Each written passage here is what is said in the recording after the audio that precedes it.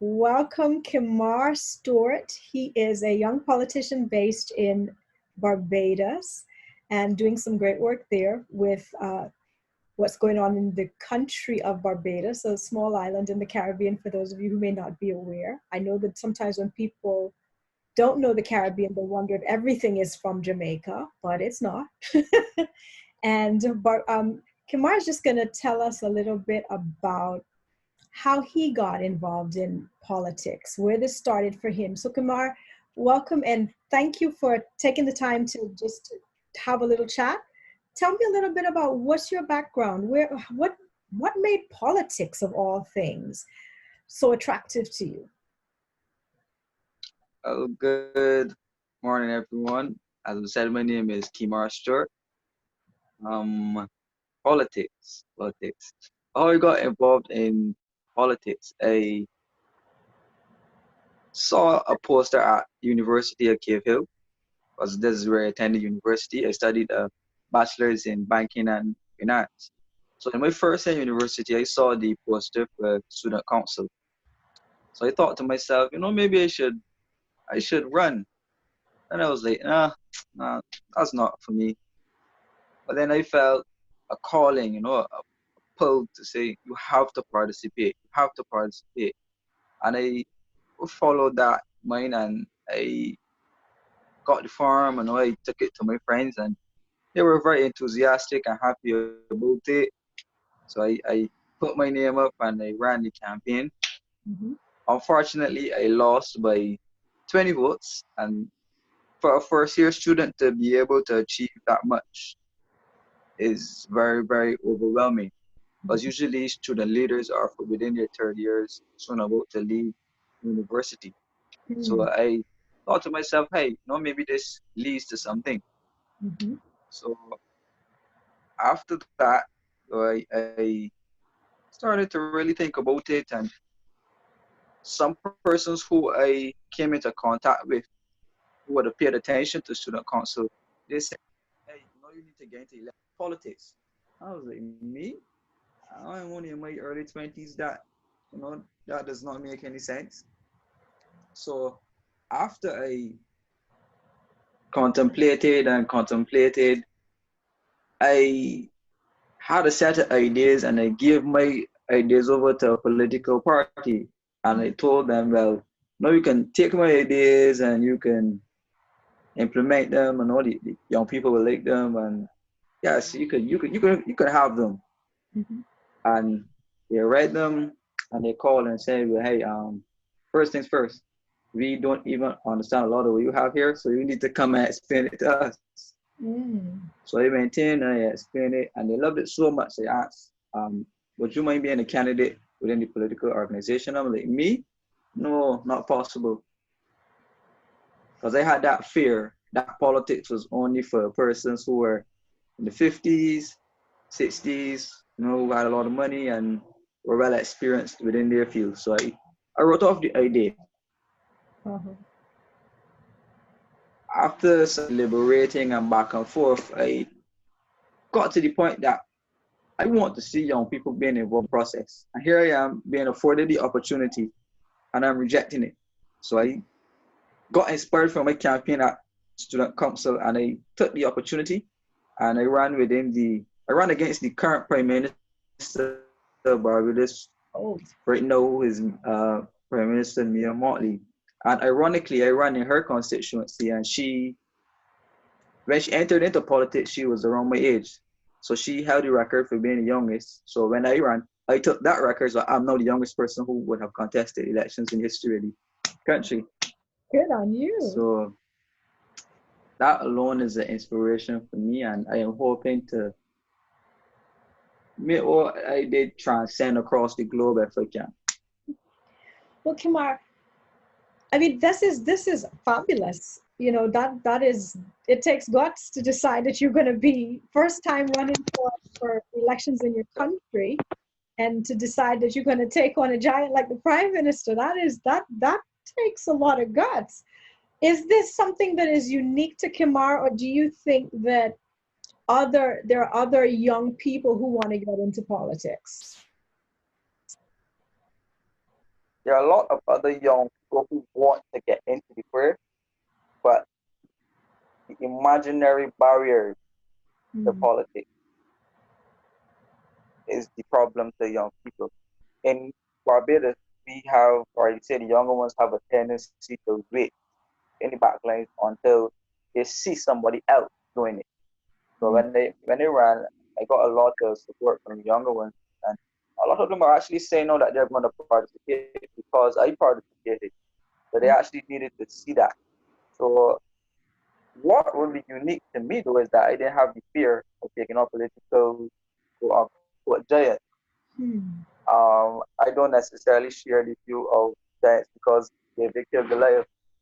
So I am inspired by my biblical stories, and I just take that mantra to wherever I do, yeah, politics, business,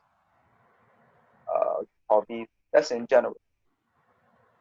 Would you encourage, I guess I'd ask you to give some encouragement to some young people who might be on the fence and they're thinking, I'm not ready for this yet. And they're waiting to get somebody else to show to do it before them, to step out before them. But what would you say to get somebody who's on the fence about going into politics? And let's even say they're a younger person.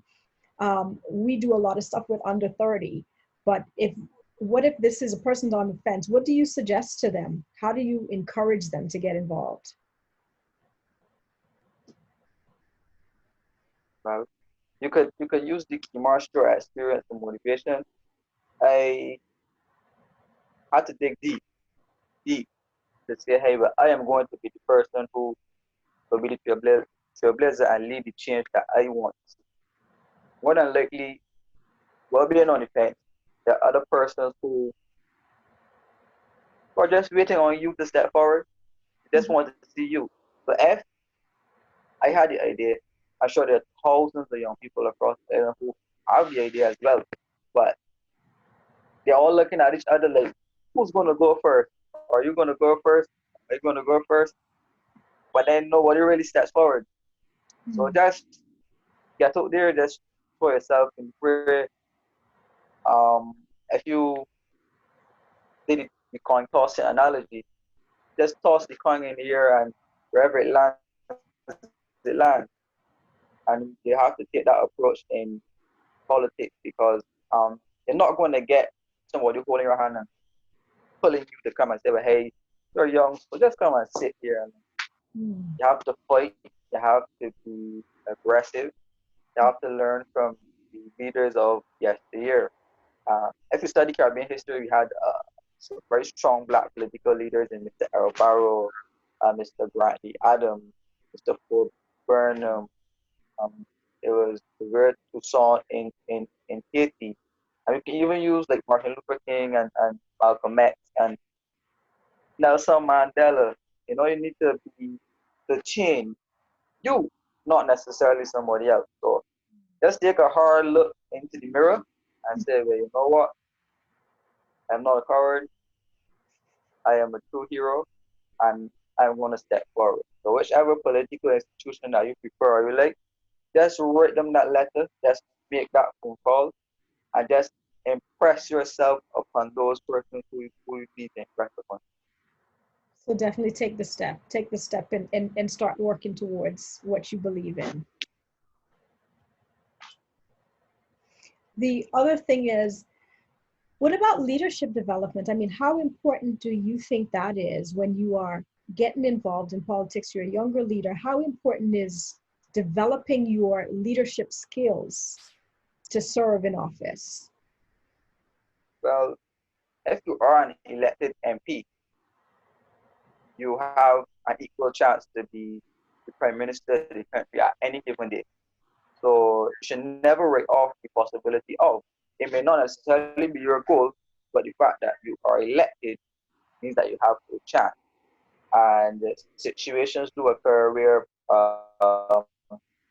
the MPs become disgraced, people grenade, people die in office, and then your skill, your competence is required to be able to get the country or the party out of a quagmire. So then when you're called upon, you have to use that skill to achieve the appropriate objective. So it's okay to say, well, hey, I want to get into politics, but you need a base, and that base could stem from your qualification. It could stem from your experience in business or entrepreneurship or interpersonal skills. But you have to have a competence so that persons recognize you as being skilled. I don't necessarily agree with the jack of all trades approach as a beginner or as a young person coming in. I think you need to specialize and be competent and become a go-to person, but still be open to learning, mentorship, and specifically, I call it skill training and capacity building. What about things like people having a clear understanding of who they are, their identity, their vision for their lives and their countries? How important is that in and character and credibility? Because it's not just about maybe you see it in Barbados, but lots of countries always talk about corruption. So what about the leadership skills that are related to those areas, their identity, their purpose, their vision, the character stuff? Is that important? But in Caribbean, particularly, your character is first thing to judge you on entering politics. So you have to ensure that your personal life is intact because it's not Sunday school at the end of the day, and it could get a bit rough and dirty. So you might have to be definitely strong to take some of the punches that will come. So corruption, it should adopt a zero tolerance approach to corruption across the board. And if you can hold that, I think persons will hold you in high regard. Thanks that politicians traditionally have been labeled with corrupt practices. This generation of voters now have significantly less tolerance for corrupt practices because we have seen the effect of corruption over the time. So you just have to take a look around and you can see what corruption has caused. And I think that as a well-rounded individual who knows himself, who has an ideal of himself or what he would like to see the country like in 5 years, what he would like to see the circumstances of those who surround him to look like in 5 years, that person would definitely have an edge over a person who just saying, well, hey, elect me because it's fashionable. Well, we just want to thank you, Kemar. Those are some wise words, and just encouraging other young people who want to get in politics. This is definitely a way you can serve your nation. And you heard it from a young politician himself. So we are wishing you all the best, Kemar. We expect great things from you. And we look forward to positive things taking place in Barbados because you are there. And thank you very much. I appreciate it, and I do also. I didn't mention, but I am currently the president of one of the main political parties, Youth Arm, and through being the president, we're opening quite a bit of opportunity for younger persons to participate, not only in Barbados, but sessions like this one. We're open to accommodating persons, offering advice, offering counseling experience, and as I said, capacity building, because this is not just a me movement. This is a country movement, a region movement, and possibly a global movement, because as we can see, the world is moving in a more global sense.